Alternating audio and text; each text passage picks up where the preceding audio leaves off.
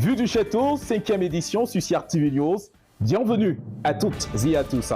La région de la Damawa, telle qu'elle s'est portée le long du mois de mai 2023, eh bien, c'est en deux grands points. Donc, le premier, ce sont les 23e Jeux universitaires à l'Université Ngaoundéré qui se sont tenus du 29 avril au 6 mai dernier, dont on peut retenir deux points majeurs. D'ailleurs, le sacre général des Jeux remporté par l'Université Yaoundé 1, et ensuite la médaille en or en football masculin remportée par l'Université Ngaoundéré, une grande première depuis 2011 aux Jeux de l'Université de Tian. Eh bien, ces événements, ces moments de scène émulation et des démonstrations de la diversité culturelle au Cameroun ont annoncé les belles couleurs de la 51e édition de la fête de l'unité, et vous pouvez comprendre que nous sommes là donc dans le deuxième pan, la célébration de la 51e édition de l'État unitaire. C'est un prétexte pour notre rédaction, celle de Vue de Château, pour donc ausculter un petit peu l'avenir qui s'annonce un petit peu sombre à travers notamment les discours de haine qui pilulent aujourd'hui dans notre pays et donc dans la région de la Damawa. Autopsie sociologique d'un mal assez profond, ce sera l'objet ou le sujet de l'invité majeur qui se constituera en regard croisé entre deux intellectuels. Le premier est un sociologue, chef de département de sociologie à l'Université de Ngaoundéré, le professeur Tobik Falna, et qui nous parlera donc, expliquera un petit peu ce phénomène. Et le second, c'est une élite de la région de la Damawa, le docteur Amadou Bello. Il est par ailleurs délégué régional du Minepat dans la Damawa. Vous avez donc compris que des faits du mois jusqu'au portrait, en passant par l'invité, eh bien, on consacrera cela aux enjeux, à la problématique de la consolidation de l'unité nationale à travers la lutte contre les discours de haine. Sans oublier à cet effet donc, bien sûr, un petit zeste de littérature culturelle à l'actif d'un ouvrage à découvrir dans la découverte. Bienvenue à toutes et à tous.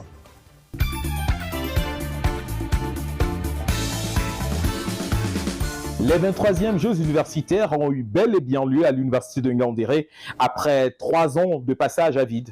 Eh bien, c'était du 29 avril au 6 mai dernier. Des moments d'intense émulation, de forte cohésion sociale et sportive, bref, des moments de forte émotion. Alors, que retenir de ces moments, que retenir de ces Jeux, cet autre rendez-vous des Jeux universitaires, du sport universitaire? Ababakar, vêtu de son jogging, basket au pied, nous refait vivre ces moments, se prête volontiers à cet exercice. Regardez.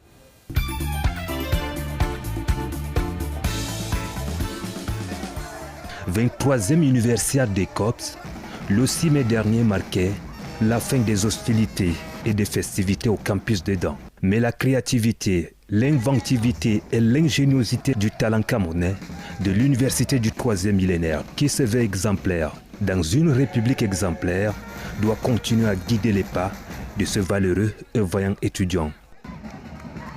L'université de Yaoundé 1 remporte avec brio et dextérité la Palme d'Or. L'université hôte bénéficie d'une pluie de félicitations pour avoir tenu le pari de l'organisation des Jeux séduisants et populaires de l'histoire des Jeux universitaires. Dans les différents ateliers, les acteurs ont fait montre de leur talent. À l'heure du bilan, l'université de Yaoundé 1 remporte le trophée général des Jeux avec 37 médailles au total, dont 17 en or, 10 en argent et 10 en bronze. Elle est suivie par l'Institut universitaire du Golfe de Guinée, 11 médailles en or, 8 en argent et 10 en bronze. À la 3e marche du podium se trouve l'Institut universitaire Siantou, l'école de Major, avec 8 médailles en or, 10 en argent et 14 en bronze.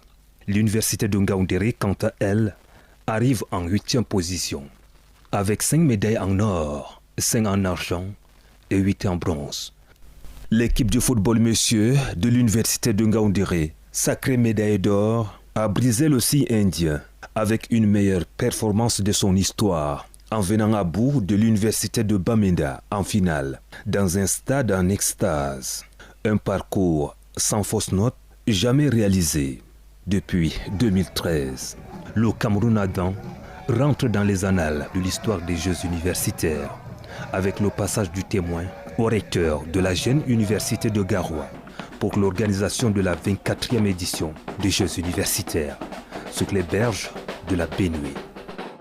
Merci à vous, Ababakar. Vous nous revenez dans un instant, évidemment, pour nous parler du volet intellectuel de ces Jeux à travers la compétition GTEC, génie et talent de l'étudiant camerounais. Mais avant que vous le fassiez, évidemment, alors Antoine Abel Bambané nous fait la revue du volet multiculturel de notre pays, démontré par le talent de ces jeunes étudiants, venant des différentes universités qui ont concouru lors de cette 23e édition des Jeux universitaires, donnant ainsi une ambiance assez saine, mais surtout très relevée. Reportage.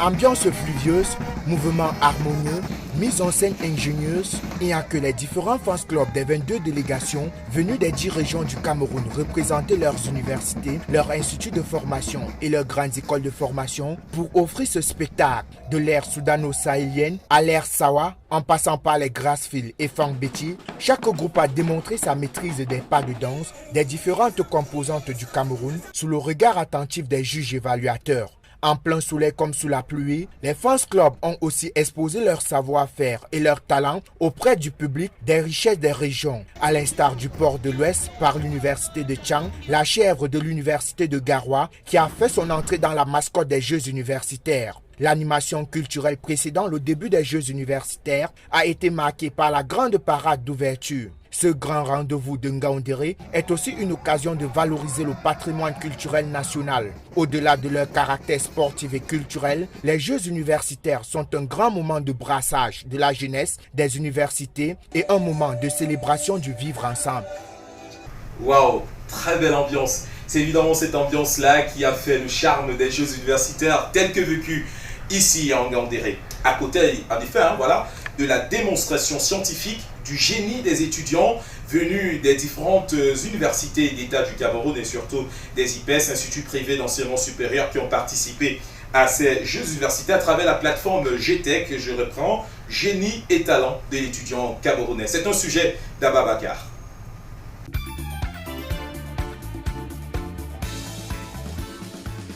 Deux génies créateurs ont crevé l'écran dans un amphithéâtre plein à craquer. Les étudiants ont brillé par l'originalité de leur projet. La proclamation des résultats en présence du ministre d'État, ministre de l'Enseignement supérieur, grand chancelier des ordres académiques, qui présidait l'événement, donne vainqueur certaines institutions universitaires. Le SUPTIC, à travers son projet de plateforme inclusive de e-learning, qui révolutionne le domaine de l'enseignement, remporte le premier prix. L'IAI Cameroun et l'Université de Bamenda arrivent respectivement en deuxième et troisième position sur le podium de la 5e édition du GTEC, génie de l'étudiant camerounais, ayant pour credo la promotion de l'entrepreneuriat estudiantin. La compétition du GTEC au campus de Dan fut une fenêtre ouverte sur le monde de l'emploi et de l'auto-emploi. Un véritable rendez-vous du donner et du recevoir. C'est pour un partage d'expérience et d'expertise que de nombreuses figures des entreprises à la notoriété établie ont été invitées par le sponsor officiel des Jeux universitaires. À l'image du promoteur de la radio Balafon, le GTEC, au rendez-vous de la 23e édition des Jeux universitaires, aura tenu la promesse des fleurs. Les plus méritants ont été couronnés de succès. C'est d'ailleurs à l'issue d'un long processus d'étude et d'analyse que les plus forts ont pu inscrire leur nom dans le cahier de Jésus. Eh bien voilà qui donne du sens à la raison d'être des Jeux universitaires. Cette occasion de célébrer la richesse culturelle et profonde, célébrer les talents lors de ces Jeux universitaires, véritablement au Cameroun, jusqu'à preuve du contraire, il n'y en a pas mieux.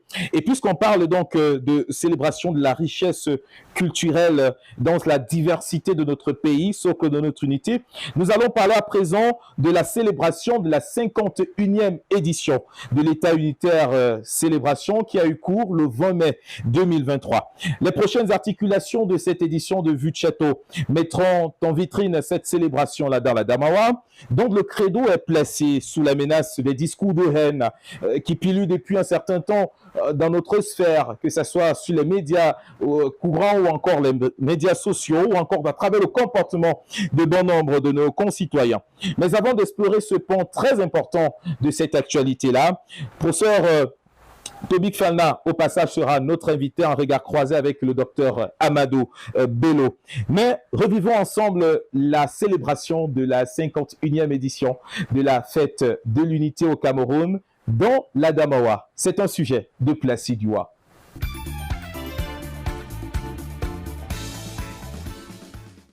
La 51e édition de l'unité nationale marquant la fin du fédéralisme et la proclamation de l'État unitaire a été célébrée comme tous les ans avec faste et solennité. C'était donc au total près de 6000 âmes, militaires et civiles, à marcher au pas le long de la tribune de la place des fêtes de Ngaoundéré en plein cœur de la capitale régionale de l'Adamawa. Le commandant des troupes, le lieutenant-colonel Kézi Chefor, a de pas et ferme, ordonné le passage des éléments des forces de défense et de maintien de l'ordre. Le défilé pédestre, suivi de près par la parade motorisée, a permis une exhibition du matériel de transport et des éléments feu régulièrement mis à profit pour réagir aux différentes menaces au quotidien. Le défilé civil, ouvert par les appelés du service civique pour la région de l'Adamawa, a donné le mot d'ordre aux jeunes du primaire qui vont marquer leur passage à travers des pas rythmés et des chants porteurs des messages patriotiques. Les élèves du secondaire, du supérieur et autres formations professionnelles vont se succéder, brandissant au passage banderoles et pancartes sur lesquelles sont inscrits des messages magnifiant le vivre ensemble, l'intégration nationale et la cohésion sociale. Des jeunes conscients de leur apport à la construction d'un Cameroun fort, uni dans sa diversité. Paris réussit également pour les formations politiques représentées dans la région de l'Adamawa. Elles ont par leur passage consolidé leur adhésion à la construction d'une nation forte.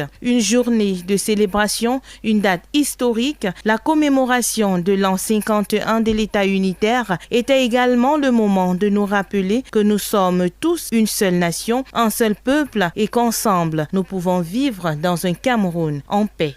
Merci à vous, Placide Youa. Le ministre de l'administration territoriale, Paul Atangandi, annonce la guerre contre les discours de haine qui pullulent dans notre milieu. Il promet également l'application des dispositions de la loi réprimant les discours entachés du tribalisme. Mais comment a-t-on fait pour y arriver? Comment faire pour juguler cette situation? Adaptée évidemment dans notre région, la région de l'Adamawa. Explication à suivre avec les invités. Regard croisé. Professeur Tobik Falna, merci d'avoir accepté l'invitation de Vue de Château. Il m'appartient de vous remercier, M. Poquet. Alors, c'est cette question qui brûle nos lèvres.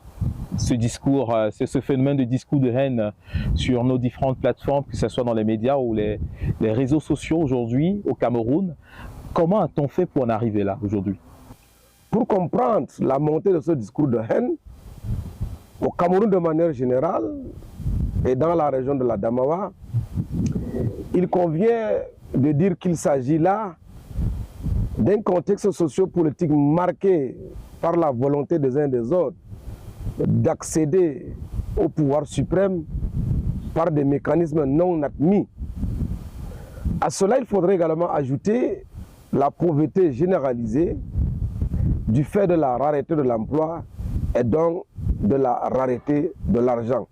Voici quelques éléments qui peuvent expliquer le discours de haine. Mais on ne peut pas expliquer la montée de ce discours de haine sans faire allusion à ce que vous avez appelé les réseaux sociaux, que je pourrais regrouper de manière globale par ce qu'on peut appeler les moyens de communication modernes. Docteur Amadou Bello, vous êtes élite dans cette région qui est l'Adamawa. Est-ce que vous avez le sentiment que le phénomène des discours de haine est présent dans cette région? Oui, présent, et aussi on écoute ce discours à distance au regard de ce qui se passe ailleurs. Mais quand je dis présent, c'est tout simplement parce que plusieurs communautés sont appelées à vivre dans un même espace géographique. Par conséquent, ces communautés sont appelées à s'accepter mutuellement pour que le vivre ensemble soit une réalité. C'est vrai que dans la région de l'Adamawa, on n'a pas de difficultés par rapport aux conflits interethniques visibles qui puissent justement attirer l'attention des populations nationales et même internationales. Il y a toujours ce côté sournois, ce côté caché, mais c'est quand même là. Justement, c'est pas négligé. C'est pas du tout à négliger parce qu'il faut étouffer, avant que cela ne s'explose, il faut étouffer ce côté un peu obscur, ce côté latent des discours de haine, puisque on entend souvent que telle ethnie est une ethnie de la classe inférieure ou telle autre pense qu'elle est une ethnie de la classe supérieure, par conséquent méprise un tout petit peu de manière voilée l'autre ethnie. C'est un problème. Nous sommes tous égaux. Alors par conséquent, on devait s'accepter puisque personne n'a choisi de naître là où il est né. Personne n'a choisi de naître ce qu'il est. Donc les communautés devaient s'accepter. Moi je suis quoi? C'est un exemple. Hein. Je suis Tupuri, je suis Mundan, je suis Baya. Si je parle de l'Adamawa, je suis Péré, je suis Mboum, je suis Peul, je suis Aoussa, je suis Baya, etc. On devait vivre ensemble. Personne n'a choisi d'être Baya ou Peul. Non. Mais là, par la force des choses, nous nous sommes tous retrouvés dans un même espace géographique. Par conséquent, au lieu de penser développement intégral pour que chacun se sente à l'aise là où il est, on pense plutôt à d'autres choses qui sont de nature à nous diviser. Je pense au repli identitaire. Exactement. Ce qu'il faut absolument bannir de notre comportement. Exactement, qu'est-ce qu'il faut donc de façon concrète pour réduire ce phénomène à sa simple expression, qu'elle soit encore en gestation? J'ai évoqué tout à l'heure la question liée à l'arrêté de l'emploi qui s'accompagne de la pauvreté et donc de la rareté de l'argent. Je pense que l'une des solutions résiderait, n'est-ce pas, dans une espèce de révolution de notre structure économique qui, ma foi, reste encore des structures économiques coloniales, je dirais néocoloniales, et qui ne permet véritablement pas d'impulser un emploi qui puisse permettre aux uns et aux autres de s'occuper. Vous allez vous rendre également compte que le fossé entre la classe des gouvernants et la classe des gouvernés s'agrandit de plus en plus. Pour dire simple, au moment où les gens s'enrichissent de plus en plus, les autres s'approviennent de plus en plus. Évidemment, cela peut nourrir des discours de haine à l'égard, n'est-ce pas, de la classe gouvernante, à l'égard, n'est-ce pas, de ceux qui sont riches. À cela, il faudra ajouter, au-delà du dispositif légal, je ne vous l'apprends pas, le discours de haine est réprimandé au Cameroun par les dispositions, n'est-ce pas, du code pénal. Mais il faudrait également ajouter à cela l'encouragement de la hardiesse, n'est-ce pas, des magistrats qui puissent initier des poursuites à l'égard de tous ceux-là qui font dans le discours de haine leur commerce politique dans notre société, le Cameroun et dans notre région, celle de l'Adamawa. Merci bien, professeur, de nous avoir éclairé sur la question qui taraude les esprits et qui fait l'actualité aujourd'hui quant à la menace qui plane sur l'unité nationale dans notre pays. Je vous remercie également. Alors, avant de découvrir ce petit zeste de littérature culturelle incarné ou intégré dans la richesse culturelle de la région de l'Adamawa, closons notre important chapitre consacré à l'unité nationale vue de l'Adamawa par le portrait que dresse Vue du château d'un jeune ressortissant du nord-ouest qui, très jeune, s'est installé dans l'Adamawa, précisément dans la ville de Ngaoundal. C'est donc une localité située dans le département du Djerem et qui finalement en est arrivé à être confondu aux autochtones de la localité au point de s'être investi même sur le champ politique local. Il est appelé ici 32e conseiller. Pourquoi? Eh bien, voyez cela dans ce sujet de Daniel Belinga Nguéné.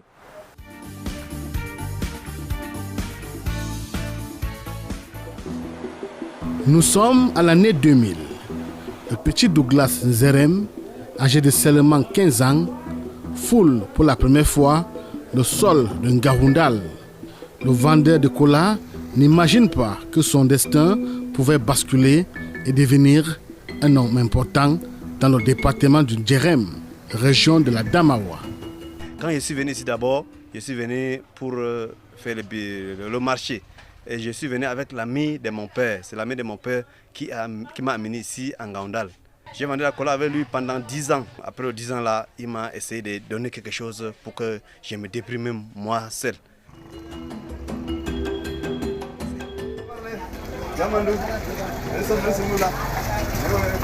Ici en Ngaoundal, je parle en foufoudé bien. Je me débrouille en baya aussi un peu. Donc en boum là, j'entends un peu. Et même le house, j'entends un peu. Douglas, c'est un jeune gars venir ici étant tout petit. Il a commencé d'abord à vendre de la cola. Et voilà. Et il est donc entré dans la vie sociale des élites de Ngaoundal. Petit à petit, le gars s'est imprégné comment évolue le système, c'est-à-dire nordiste. Et si vous le retrouvez même aujourd'hui, là, il vous parle le patois couramment, que ce soit le baya ou le foufoulé. Tout ça là, c'est vouloir s'installer quelque part. Donc il a de l'amour pour Ngaoundal, très entreprenant. Certes, il est jeune, mais il réfléchit beaucoup par rapport à ses activités. Tu ne pourras jamais entendre que Douglas a fait ceci ou cela, nous on ne l'a jamais entendu. Ces activités ont atteint un certain pinacle, au point où l'on ne s'en passe plus de ses services. Son secret, il le partage. Dans la vie, on ne doit pas dormir, on doit se battre et on doit être honnête. Comme aussi, je peux dire, c'est un chrétien. Donc à chaque fois, quand j'étais petit, je n'oubliais pas la religion. Même étant au village, même ici, je n'oublie pas. Quand j'écoute la parole de Dieu et j'essaie de mettre en pratique, c'est ça aussi qui m'a beaucoup soulagé. C'est ça qui m'a beaucoup fait à ce que je suis. Parce que je sais que mes 5 francs, ce sont mes 5 francs. Je ne cherche pas à escroquer, je ne sais pas faire. Donc c'est à cause de ça que je vois que ma vie est en train d'avancer au jour en jour. Le simple fait qu'il soit sociable. On a même voulu, lors des élections de 2020, le porter dans notre liste du conseil municipal. Malheureusement, la crise du Nozo l'a donc empêché d'avoir son extrait d'acte de naissance. Mais même comme ça, il a été désigné par tous les conseillers municipaux unanimement comme 32e conseiller. Bien installé en Ngaoundal, son domicile aujourd'hui est, selon les dires des uns et des autres, perçu comme l'ambassade de tous les déplacés internes vivant en Ngaoundal.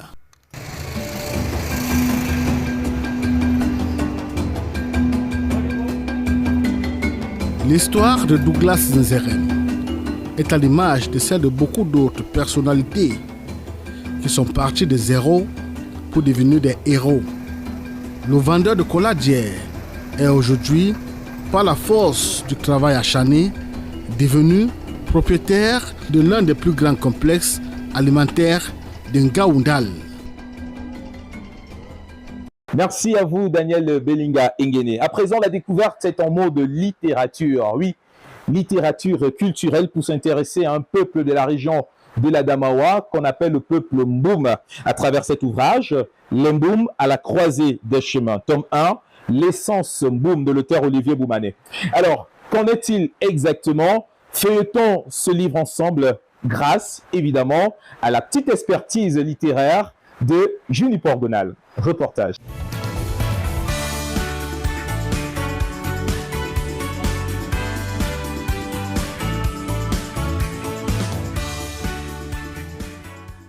Il parle de l'origine des Mboum, des étapes de migration, de l'organisation sociopolitique, de l'univers culturel en insistant sur la problématique de l'autochtonie de ce peuple, en rapport avec d'autres. Olivier Bouman, l'auteur, souhaite raconter l'histoire qui pour lui est la vraie, du moins le résultat de ses recherches, sur tous les sols foulés par ce groupe ethnique au cours des années. Il en ressort que les Mboum sont paléo-soudanais, semi-bantous, originaires de la vallée du Nil, d'où partent la plupart des peuples africains. L'enseignant de langue allemande et proviseur de gore dans le Mayoré tire son inspiration d'un festival Mboum auquel il a participé il y a quelques années. Il souhaite vulgariser la culture de ce peuple qu'il chérit tout en prêchant la paix, l'unité et le partage au sein de la communauté. C'est cette pensée que met en avant la première des couvertures qui présente une liste de différents clans Mboum sur un tam-tam, outil de communication décoré de traits artistiques de ce groupe ethnique. L'occasion de valoriser les richesses culturelles africaines en appelant à la nécessité de promouvoir chaque jour le vivre ensemble et la cohésion sociale. Seul on avance, ensemble on va plus loin. Eh bien, c'est terminé. Que le plaisir était immense de vous avoir livré cette édition de Vue de Château, la 5e édition de son histoire et aussi de l'année 2023. Merci à toutes les équipes rédactionnelles et techniques chapeautées par Martin Temengue et Tundi à la réalisation, avec la coordination, la double d'ailleurs, de Kelvin Gunda, chef de station CRTV Adamawa, et Evelyne Mengakoum, chef de chaîne CRTV News. Merci également à vous qui nous suivez sur nos différentes plateformes numériques, notamment la page Facebook Vue du Château. Allez-y, likez, commentez, continuez de partager nos publications.